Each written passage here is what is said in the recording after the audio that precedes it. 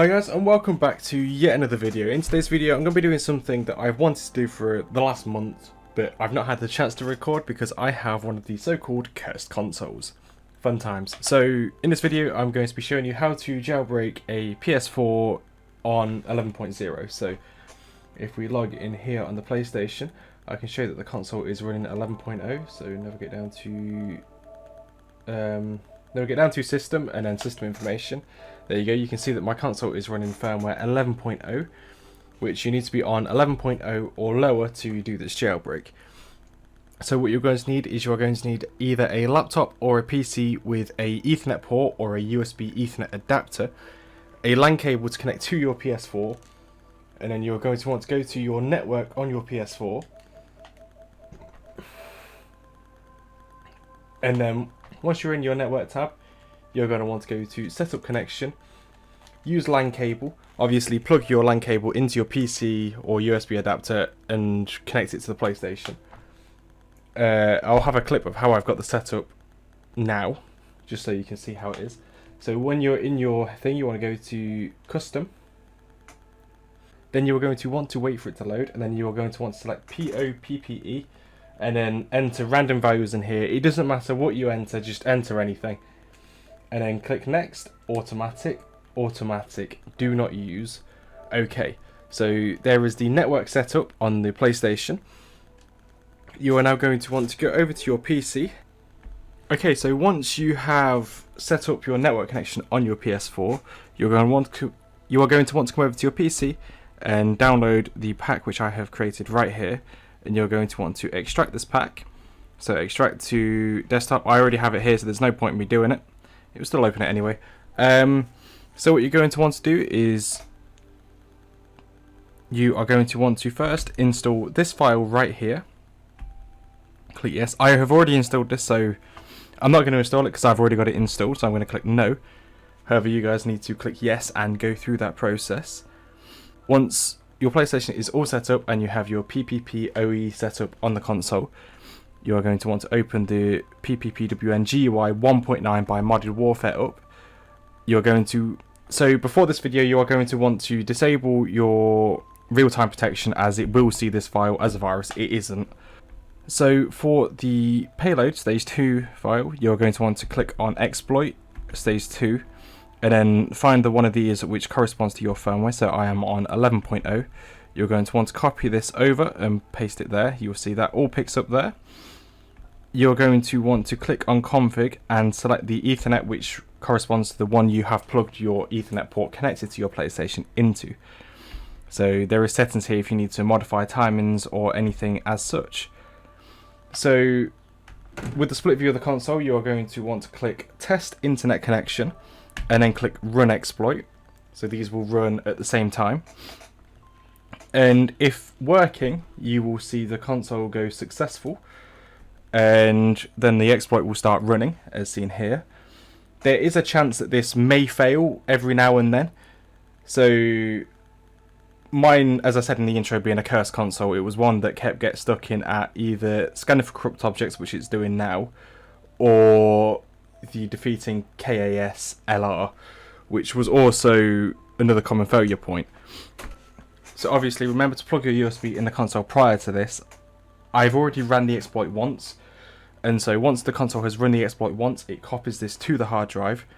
So the USB does not need to be plugged into the console, and it should be said that the exploit can work on the first try, but there is a very strong likelihood that you're going to have to run the exploit over and over again, as it's still not the most stable thing on the planet. At the end of the day, it's still only been a thing for around a month at this point.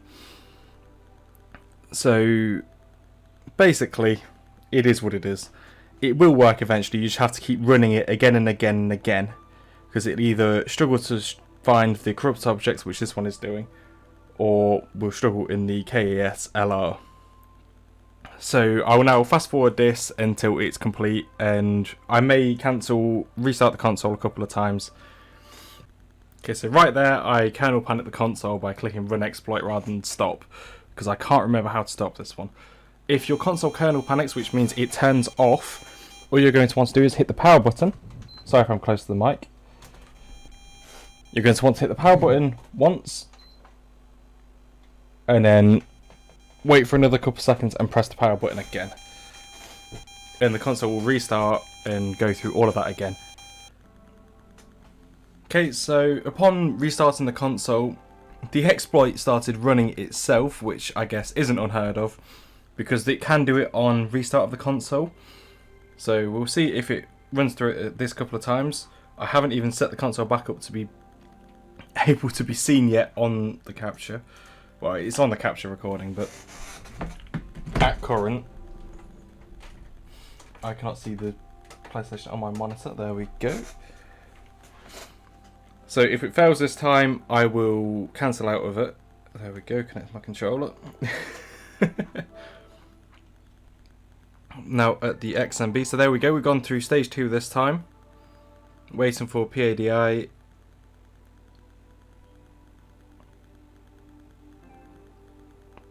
Okay, stage 4, and there we go, we've done. So I restarted the console that time, and it worked on the 3rd attempt afterwards, and there we go.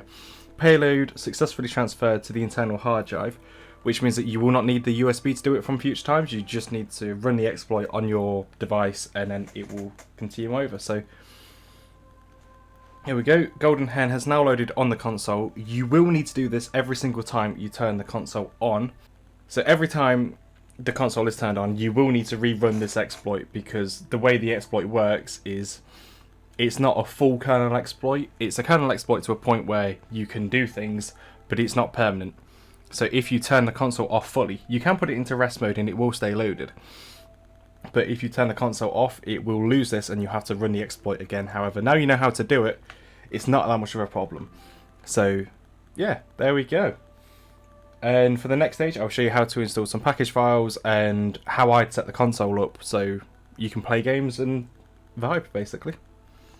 Okay, so to install package files, you are going to want to click on Gold Hen, and then you're going to want to click on Debug, and then Package Installer. So from here, this will find packages that are installed on the root of your USB drive.